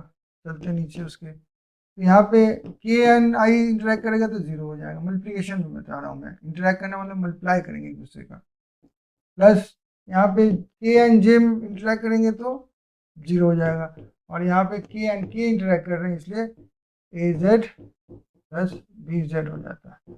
अल्टीमेटली मुझे क्या मिला, A dot B is equal to ऊपर में A X B X plus यहाँ पे सेकेंड वाले में आपको ए वाई बी वाई और थर्ड वाले में आपको ए जेड बी जेड मिलता है। तो देखिए ये है आपका स्टैंडर्ड एक्सप्रेशन। तो इसको समझने के लिए मैं इतना लंबा किया हूँ ताकि कभी आपको दिक्कत ना हो, क्यों कहाँ गायब हो गए बाकी सब कॉम्प्लिकेशन। एक्चुअली जब भी आप आई इंटू आई करते हो तो पैरेलल होते हैं, उनका कॉस थीटा जो होता है 0 हो जाता है, कॉस थीटा 0 होना यानी कि 1 हो जाता है, और खुद वो लोग 1 1 होते हैं, 1 1 1 मल्टीप्लाई करके 1 हो जाता है। आप आई जे आई के कुछ भी जे के ले सकते हैं, तो वहाँ पे आपका वो ऑर्थोगोनल है इन वेक्टर्स, इसलिए उनके बीच का तो थीटा होता है वो 90 डिग्री से बन जाए, कॉस थीटा 0 हो जाता है। तो वो तो दोनों 1 इंटू 1 होते हैं, इन कॉस थीटा 0 होता है, अल्टीमेटली आंसर 0 में आता है। Anything multiply by 0 will come ultimately 0। अब ये जो आई जे के में लिखते हैं तो इसको कहते हैं हम लोग कार्टेशियन फॉर्म में लिखना, ठीक है। तो उसको अब जान गए हम, तो हम कुछ करके देखते हैं कि यहाँ पे ए इंटू बी करेंगे कार्टेशियन में मल्टीप्लिकेशन, तो प्रोडक्ट ऑफ टू वेक्टर्स क्या था, डॉट प्रोडक्ट की बात हो रही है अभी भी। तो यहाँ पे ए डॉट बी करना है, क्या दिया हुआ है, ए दिया हुआ है आपका फर्स्ट वाला क्वेश्चन में कर रहा हूँ पहले 1, ए दिया हुआ है आई 2j प्लस के, और बी दिया हुआ है 3i minus 4j minus 2k। तो यहाँ पे आप जानते हो इंटरेक्शन किसकी होगी, आई आई की होगी, जे जे की होगी एंड के की होगी, बाकी लोगों की नहीं होगी। इज इक्वल टू तो आई इंटू 3i, तो वहाँ पे आई मैंने 1 है, तो 3i आई क्या हो गया 1 हो गया। आप आई नहीं लिखोगे, आप आई स्क्वायर नहीं लिखोगे, आप आई इंटू कॉस 0 हो गया, यानी कि 1 हो गया वो पूरा, आई भी 1 है, आई भी 1 है एंड कॉस 0 भी 1 है। अब जे इंटू जे का भी उसी तरह से यहाँ पे माइनस साइन और यहाँ माइनस साइन दोनों मल्टीप्लाई करके प्लस साइन देंगे, और 2 इंटू 4 8 होगा, और जे इंटू जे 1 हो जाएगा। उसके बाद हम चले आते हैं के, तो के में एक जगह प्लस एक माइनस में, यहाँ माइनस में आएगा, दोनों के बीच का जो वैल्यू है 1 है, यहाँ पे 2 है तो 2 ही रहेगा, और के इंटू के 1 हो जाएगा। तो अल्टीमेटली क्या हो गया, 11 minus 2 is equal to 9 answer आया। उसी तरह से हम नंबर 2 देखते हैं। नंबर 2 में क्या है, A vector dot product B का, ए एंड बी का डॉट प्रोडक्ट। यहाँ पे लिखा हुआ है 2i cap plus 2j cap minus k cap into 6i cap minus 3j cap plus 2k cap is equal to, यहाँ पर उसी तरह आई के खाली इंटरैक्ट करवाइए तो 2 इंटू 6 12 प्लस साइन होगा, 2 इंटू 3 जे का देखिए माइनस में आएगा -6, उसके बाद माइनस इंटू प्लस माइनस होगा, और 1 इंटू 2 हो जाएगा, तो -2। आंसर क्या आया, 12 माइनस, ठीक बोल रहा हूँ ना, plus sign minus sign minus sign, ठीक है, 12 6 एंड 2, तो 12 माइनस कितना 8 4। आप एक चीज देख रहे हो, ये जो आंसर है ये क्या है, ये जो दो क्या थे, वेक्टर्स थे, वेक्टर में है, ये तो वेक्टर्स है ना, लेकिन आंसर क्या है, एक वैल्यू है, मैग्नीट्यूड है, यानी स्केलर है, ये ख्याल करते रहिए, स्केलर है, ठीक है, स्केलर वैल्यू आ रहा है, स्केलर वैल्यू जस्ट मैग्नीट्यूड आ रहा है, कोई डायरेक्शन नहीं है इसमें, तो वर्क का कोई डायरेक्शन नहीं होता है, वर्क एनर्जी होती है, हाउ मच एनर्जी स्पेंट। तो जैसे मैंने कहा था ना, वर्टिकल वर्क हॉरिजॉन्टल वर्क, आपने कितना वर्क किया दोनों ऐड कर दीजिए, जो जूल्स में बताना कितना एनर्जी मैंने वेस्ट करके खाया था, दोपहर में पूरा खाना निकल गया, काम कर फिर से दो, और दूसरी बात बहुत काम कराए हो, तो उसमें नहीं कहो कि इस तरफ इतना काम कराए हो, उस तरफ उतना काम कराए हो, नहीं, वो नहीं कहना है, काम कराए हो आप।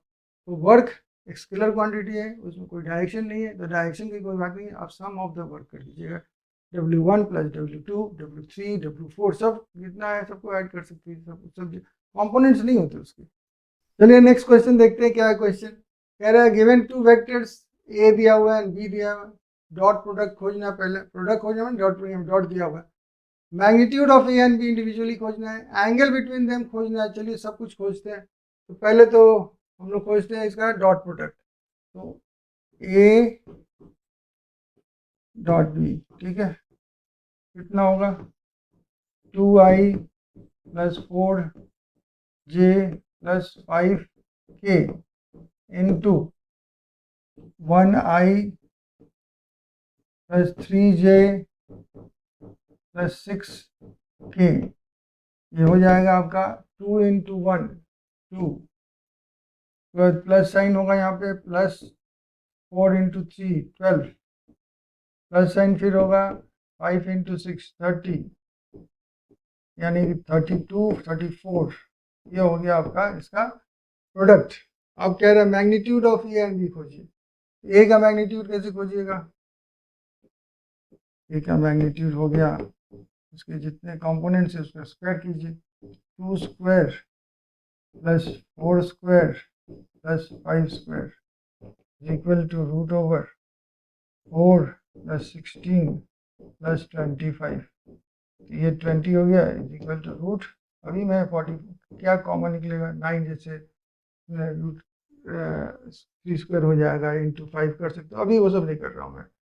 उसके बाद बी जो है, बी वेक्टर है is equal to root over 1 square plus 3 square plus 6 square, ये बनेगा आपका 1 प्लस 9 प्लस 36, ये 46 बनता है। अब इसको क्या करेंगे, कुछ नहीं करेंगे, 23 इंटू 2 है, इसी से जैसे है वैसे छोड़ना है, ठीक है। उसकी तो दो बातें हो गई, एक तो हो गया प्रोडक्ट खोज दी, मैग्नीट्यूड और एंगल खोजना है, तो हम एक बार लिख देता हूँ, मैं लिख देता हूँ ताकि आपको समझ में आएगा क्या करना है। तो देखिए वेक्टर का डॉट प्रोडक्ट जब आप करते हो तो उसका मैग्नीट्यूड करते हो मल्टीप्लाई, उसके बाद कॉस थीटा इन बिटवीन देते हो, तो कॉस थीटा अगर खोजना होगा तो क्या करेंगे, ये अभी प्रैक्टिस करना है इसलिए बार बार मैं कर दे रहा हूँ, बाद में आप इसको एक से लर्न कर लीजिएगा।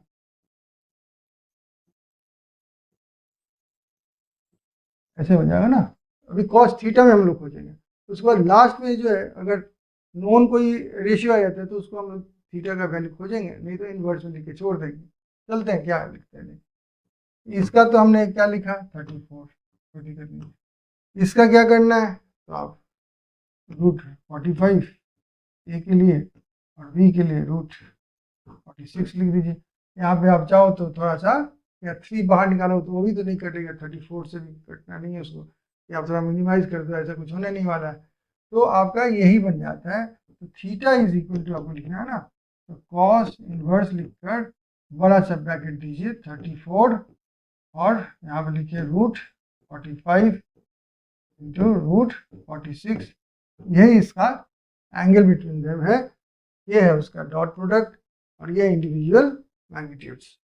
देखते हैं इस क्वेश्चन को बहुत सिंपल फॉर्म में करना है। ये देखिए कार्टेशियन फॉर्म में जब दिया रहेगा तो आपको वो वाला फॉर्म नहीं यूज करना है, आपको कार्टेशियन फॉर्म यूज मल्टीप्लिकेशन का यूज करना है। यानी कि आई यहाँ देखोगे तो 1 होगा, आई जे 0 हो जाएगा, आई के 0 हो जाएगा, के जे 0 हो जाएगा, बाकी सब आप खाली आई जे ऐसे करके आपको काम करना है।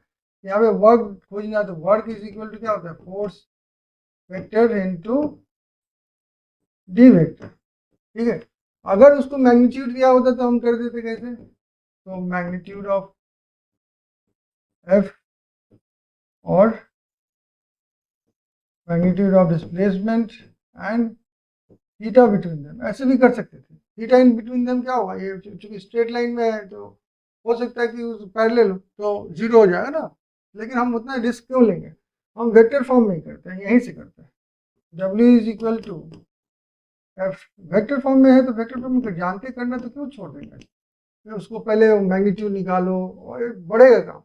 इसको हम कर देते हैं ऐसे 2.0 आई plus 3.6 J into dot dot product कर 1.2 आई प्लस 4.9 जे, तो ये क्या देगा, ये दोनों मल्टीप्लाई होंगे ना, आई और कितना हो जाएगा 2 इन 2 करोगे तो 2.4 आई गायब हो गया, प्लस साइन रहेगा यहाँ पे 36 इंटू 3.6 इंटू 4.9 करना है आपको।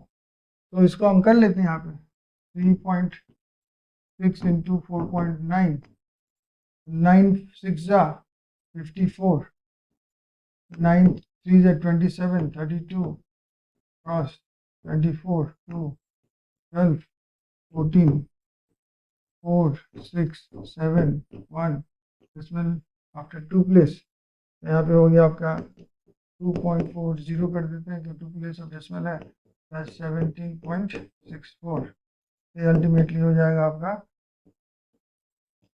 4 के बाद यहाँ 4 and 6 10 1 8 into 10 1, ये हो गया 20.404 जूल्स, ये वर्क डन हो गया आपका।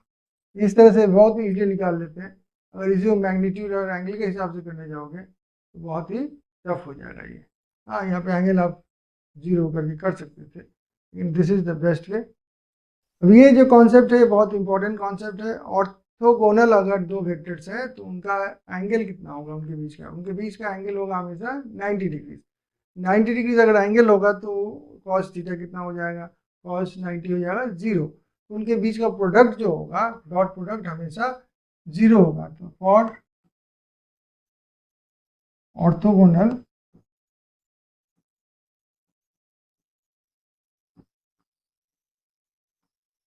वेक्टर्स, मान लीजिए P एंड Q है, P dot Q will be 0। ये बात आपको कॉन्सेप्ट में रखना है। तो मुझे कह रहा है चेक करने के लिए कि ये जो पेयर्स है ये ऑर्थोगोनल है कि नहीं। तो कैसे पेयर चेक करेंगे, दोनों का वेक्टर मल्टीप्लिकेशन करेंगे डॉट प्रोडक्ट, और अगर 0 आंसर है तो करेंगे, और ऑर्थोगोनल है नहीं आएगा तो नहीं ऑर्थोगोनल है। देखते हैं, नंबर 1 को पहले चेक करते हैं। तो ए डॉट बी, यहाँ पे होता है 2i प्लस 3j, और यहाँ पे हो जाएगा 4i -5j, तो क्या देता है आपको 2i को पड़ेगा ना केवल 8 और माइनस साइन 15j के लिए ये हो गया -7, तो ये तो ऑर्थोगोनल है, नॉट ऑर्थोगोनल।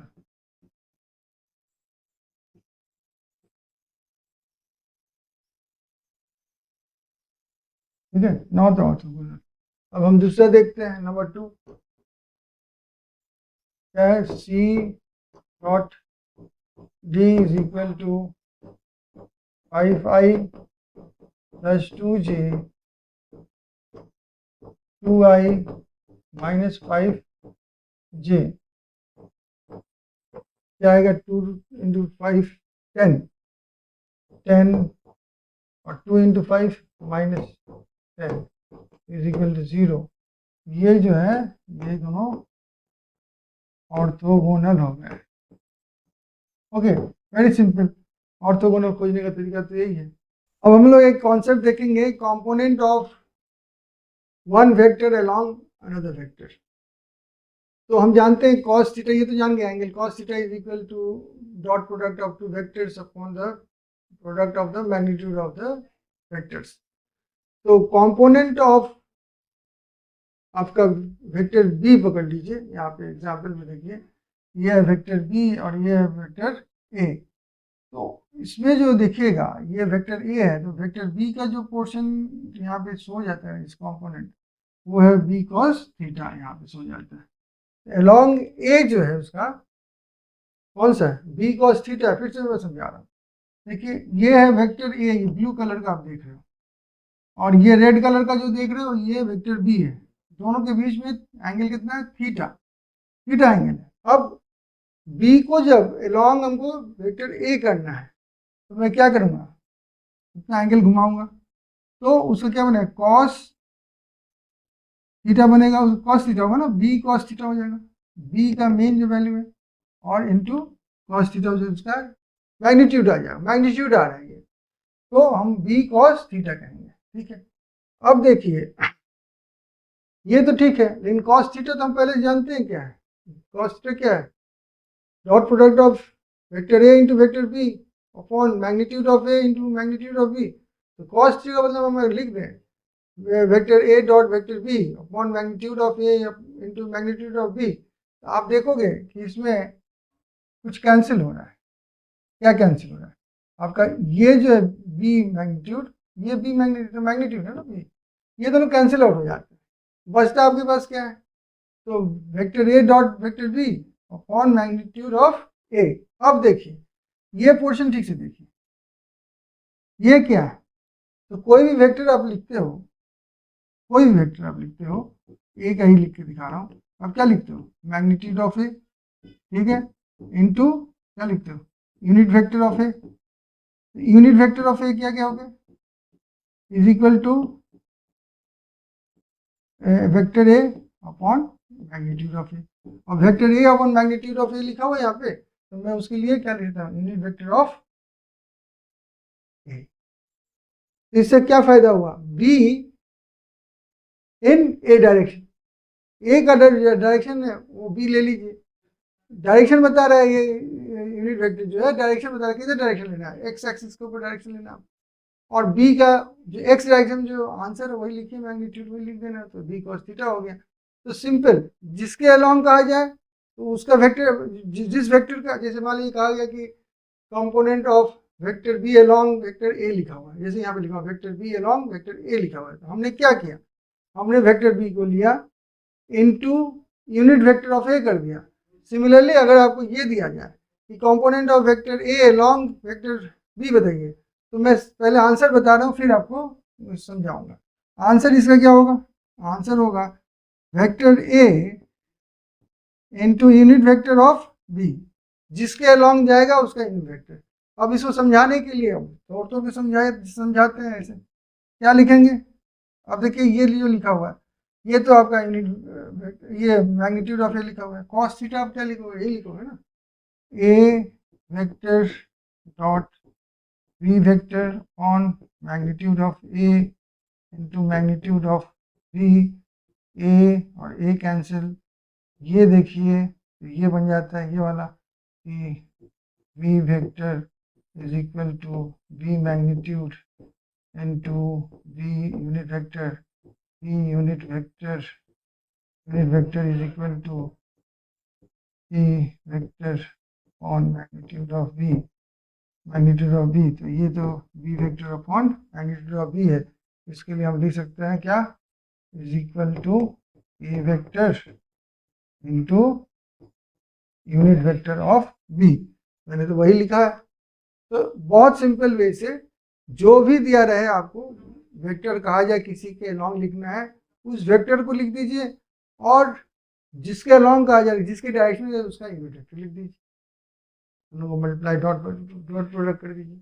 अब देखते हैं, क्वेश्चन करते हैं ताकि कॉन्सेप्ट क्लियर हो। देखिए यहाँ पे क्या लिखा हुआ है, find the components of vector A along vector B and vector C. यानी कि दो क्वेश्चन है, एक क्वेश्चन है कि component of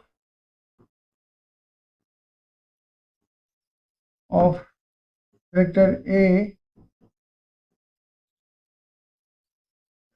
along vector B. अब क्या करोगे, पूरा कर दें या फिर डायरेक्टली बता दें। तो ये ए है तो मैं ऐसे कर देता हूँ ना, ए वेक्टर लेना आपको और along बी है तो बी का आपका यूनिट वेक्टर लेना। अब ए वेक्टर आप जानते हो, यहाँ से ले लोगे। यूनिट वेक्टर ऑफ बी कैसे लोगे वो तो आपको जानना पड़ेगा। यूनिट वेक्टर ऑफ बी कैसे लेते हैं, तो पहले वाले वेक्टर ऑफ बी क्या होता है, magnitude of B into unit vector of B. Unit vector of B क्या होगा, is equal to vector B upon magnitude of B. और वो क्या बनेगा, वेक्टर बी आपका है I cap plus J cap. ये क्या होगा, magnitude of B 1 square plus 1 square यानी कि √2 हो जाएगा। यानी कि I cap plus J cap upon √2, ये बन गया आपका बी कैप।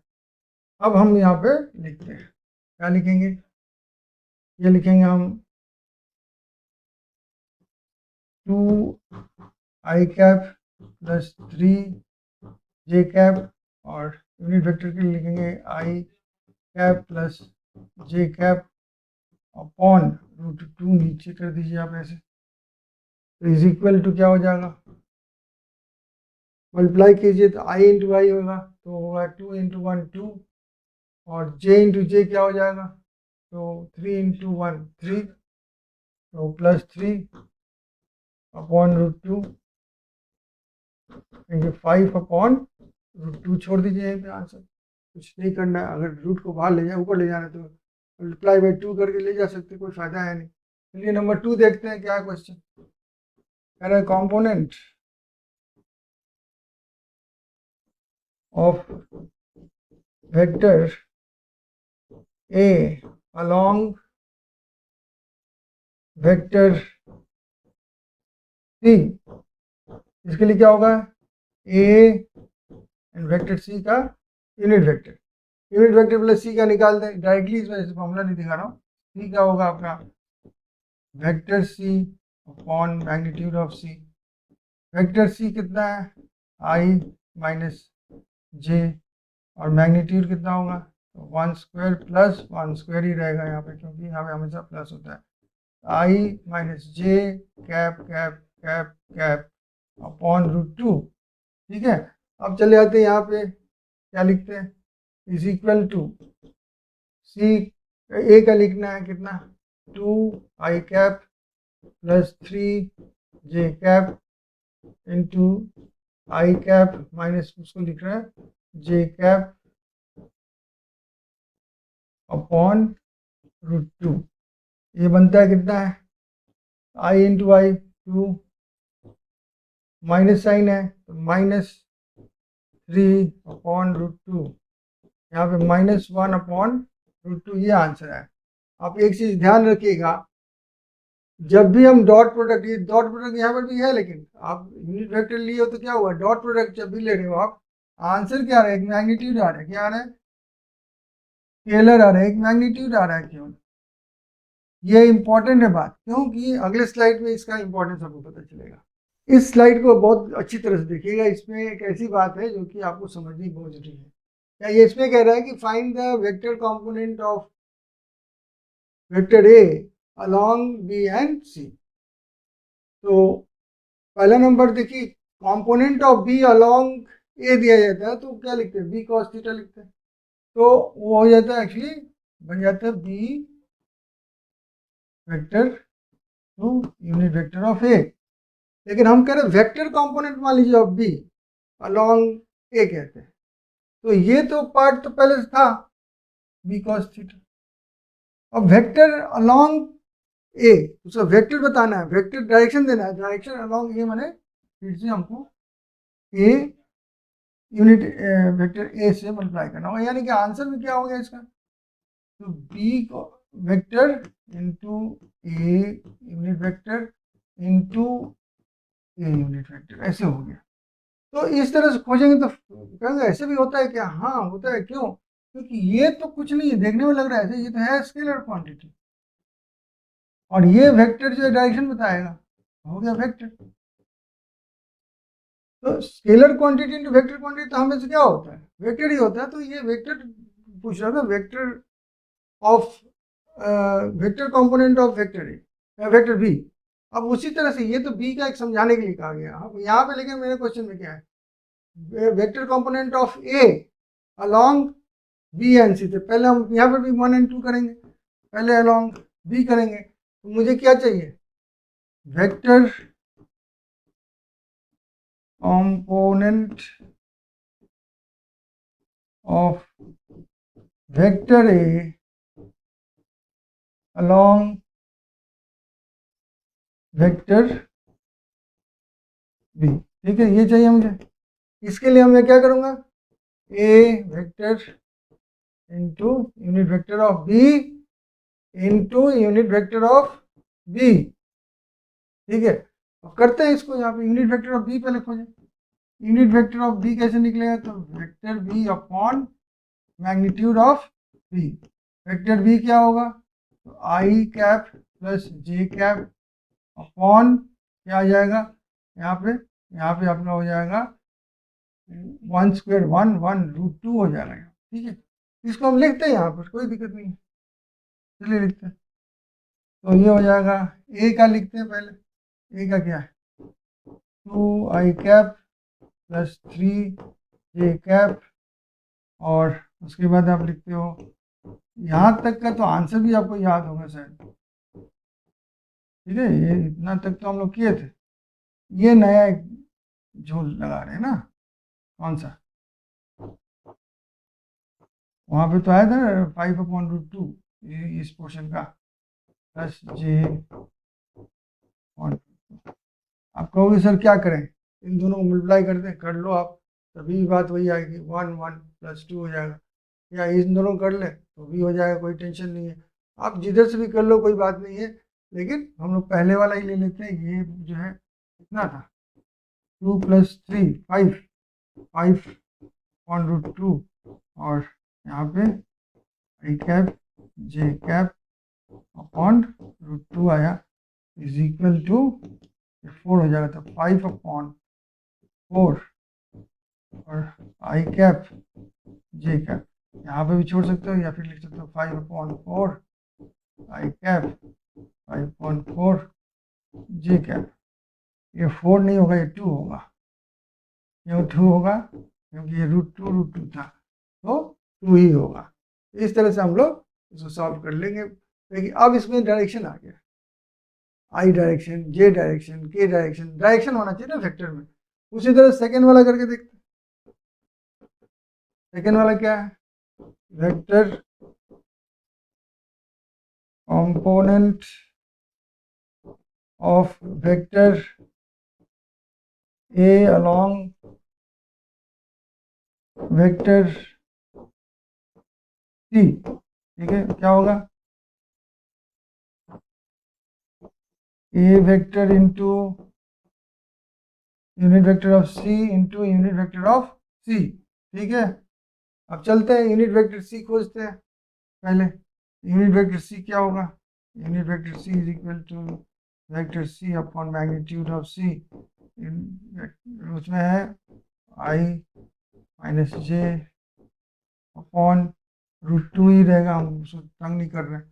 ठीक है, ये लेके आ जाते हैं यहाँ पे, इज इक्वल टू ए के लिए क्या लिखेंगे, 2 minus sorry 2i plus 3j,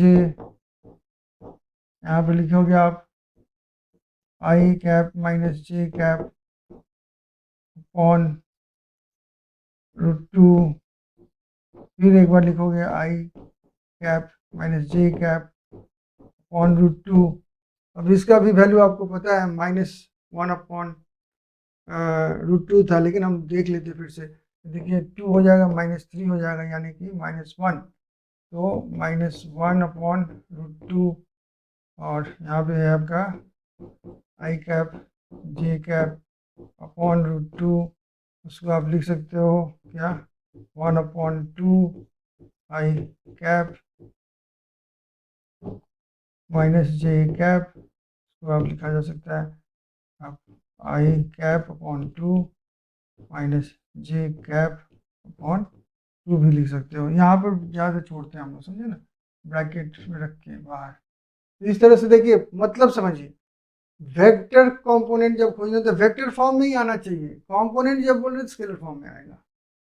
अब जिन जिन बातों को हम लोग स्केलर प्रोडक्ट के बारे में पढ़े, उनको थोड़ा सा पॉइंट्स वाइज रिवाइज करते हैं। क्या है, द प्रोडक्ट क्वांटिटी जो है ए डॉट बी वेक्टर का is always a scalar quantity, तो स्केलर तो आ ही रहा है।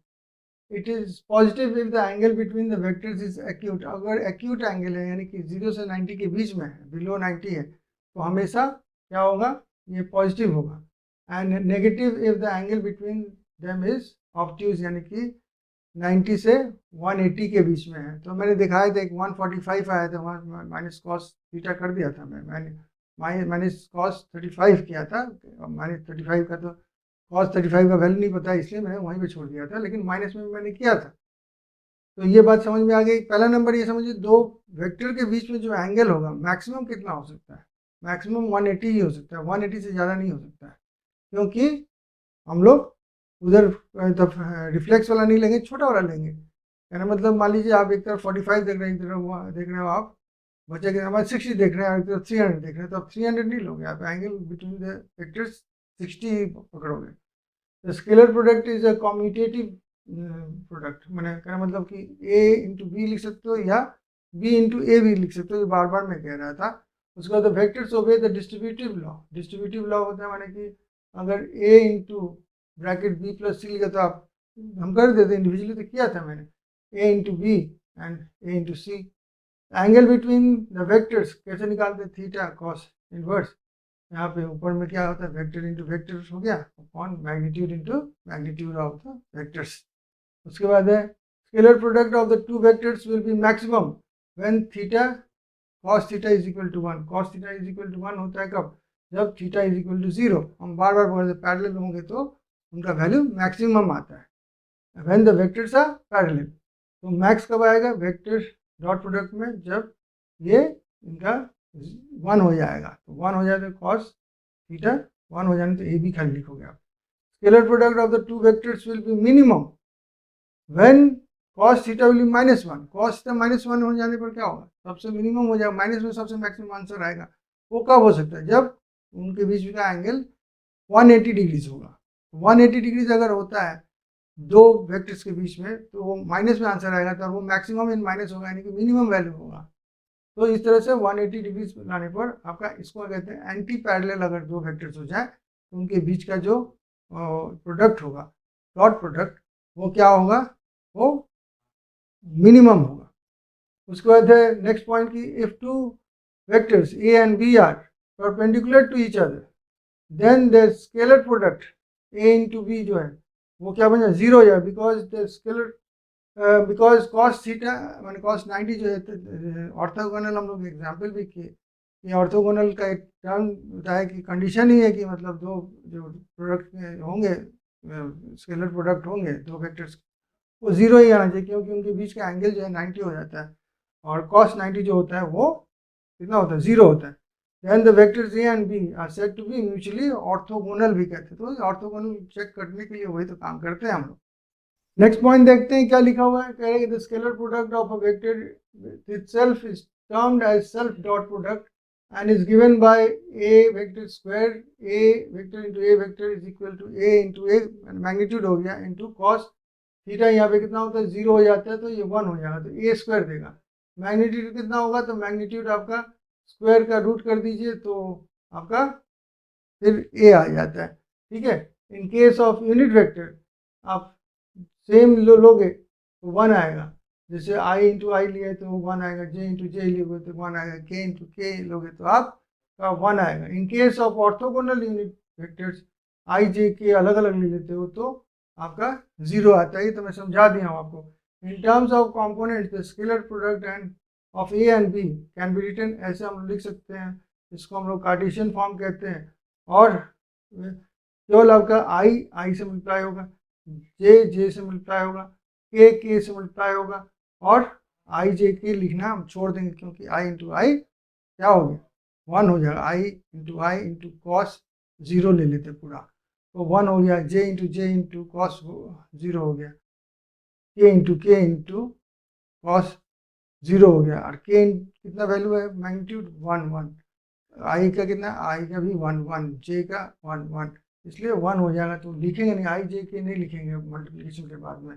ठीक है, बाकी टर्म्स को हम 0 करके दिखा भी दिया हम आपको।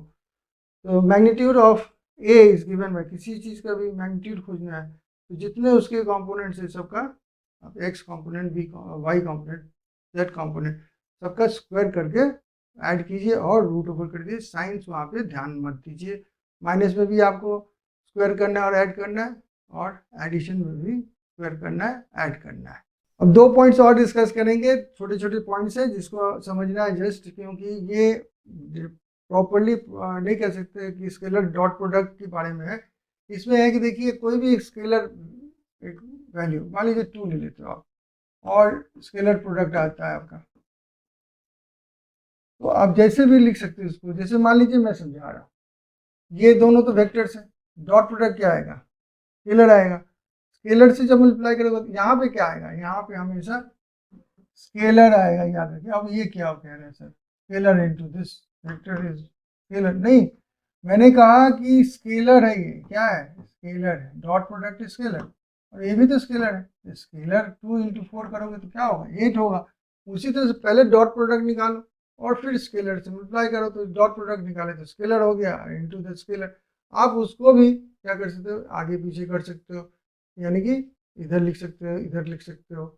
तो इस तरह से आप रीशफलिंग करके भी आंसर सेम रहेगा। आप m इंटू ए इंटू बी लिखो, अरे आप कहना मतलब कि आप कैसे भी लिखोगे तो ए बी तो आपको मिल ही जाएंगे ना संग में, आगे पीछे करोगे तो उनको जब भी करोगे तो एक स्केलर क्वांटिटी बन जाएगा। मान लीजिए 4 बन जाता है और m 2 है तो हमेशा 4 इंटू 2 तो 8 ही आएगा आप। और सेकेंड है कि अगर कोई वेक्टर है आप उसको 0 से मल्टीप्लाई कर देते हो तो वेक्टर 0 हो जाता है। 0 से कुछ भी मल्टीप्लाई करते हैं तो 0 हो जाता है। ये 2 छोटे छोटे पॉइंट्स थे जो कि आपको जानने चाहिए। तो ऑर्थोगोनल कॉन्सेप्ट पर एक और क्वेश्चन करते हैं, थोड़ा सा दूसरी तरह का, और इसको कोशिश करते हैं सॉल्व करने का। देखिए क्या है, कह रहा है कि find the value of lambda for which the 2 vectors are perpendicular या ऑर्थोगोनल। पकड़ लीजिए, तो पहले से कर दिया कि क्या दोनों वेक्टर्स क्या है, परपेंडिकुलर है। पहले को ए दूसरे को बी मैं मान लेता हूँ, तो पकड़ लीजिए ए एंड बी क्या है, परपेंडिकुलर है। तो ए इंटू बी कॉस क्या बनाएंगे, 90 बनाएंगे। अल्टीमेटली आंसर कितना आएगा, 0 आना चाहिए। तो इस तरह से करके, लेकिन दिया हुआ आप कार्टेशियन फॉर्म में, तो कार्टेशियन फॉर्म में कर लेते हैं।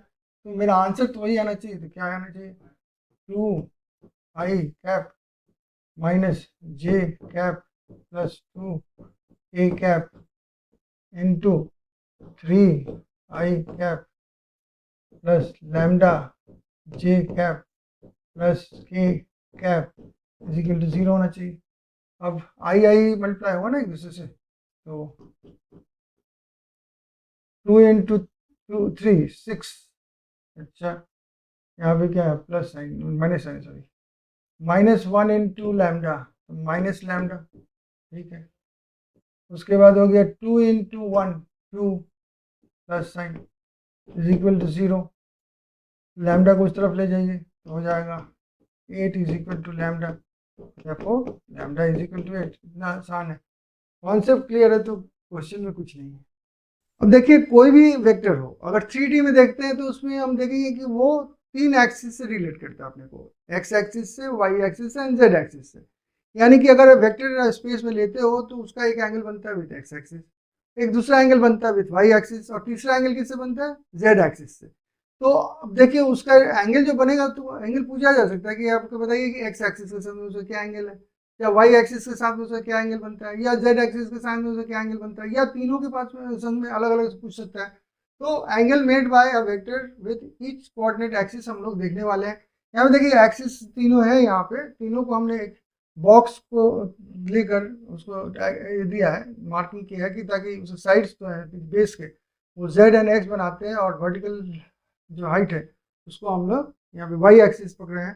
तो आप देख रहे हो एक्स को ब्लू, जेड को ग्रीन और वाई को रेड लिया मैंने। यहाँ पर उसको डिस्ट्रीब्यूट ऐसे कर रहा हूँ मैं, ये एक्स एक्सिस हो गया आपका,